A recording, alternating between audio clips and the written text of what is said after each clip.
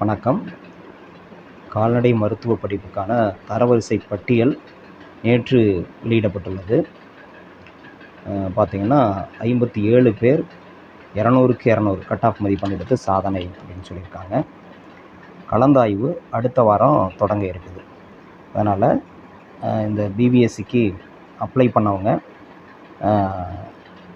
இந்த வெப்சைட்டில், அதாவது https://adm.tan.uvas.ac.in அப்படிங்கிற வெப்சைட்டில் நீங்கள் எந்த வெப்சைட்டில் நம்ம அப்ளை பண்ணமோ அதே வெப்சைட்டில் நீங்கள் போய்ட்டு தரவரிசை பட்டியலை பார்த்து தெரிஞ்சுக்கலாம். உங்களுடைய ரேங்க் என்ன அப்படிங்கிறத தெரிஞ்சுக்கலாம்.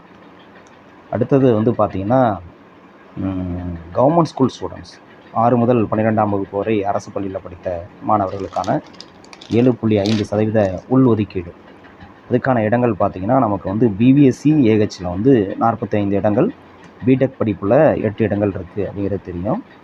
அதுக்கான கவுன்சிலிங் நேரடியாக நடக்க போகுது. அதுதான் முக்கியமான விஷயம். கலந்தாய்வு அடுத்த வாரம் தொடங்குது. சிறப்பு பிரிவு மற்றும் 7.5% உள் இடஒதுக்கீட்டின் கீழ் அரசு பள்ளி மாணவர்களுக்கான கலந்தாய்வு நேரடியாகவும், பொது பிரிவினருக்கான கலந்தாய்வு ஆன்லைனிலும் நடைபெற உள்ளது அப்படிங்கிறது முக்கியமான செய்தி. ஸோ அதனால் சிறப்பு பிரிவு, ஸ்பெஷல் ரிசர்வேஷன் எல்லாம் எக்ஸ் சர்வீஸ்மேன், அப்புறம் மாற்றுத்திறனாளிகள், இந்த மாதிரி பிரிவு, அப்புறம் 7.5% இடஒதுக்கீடு, இது எல்லாத்தையுமே நேரடியாக கலந்தாய்வு நடக்குது. பொது பிரிவுக்கான கலந்தாய்வு ஆன்லைனில் நடக்குது அப்படிங்கிறது தெரிஞ்சுக்கணும். அதுக்கு தகுந்த மாதிரி ஆயத்தமாகிக்கிங்க. வாழ்த்துக்கள். நன்றி.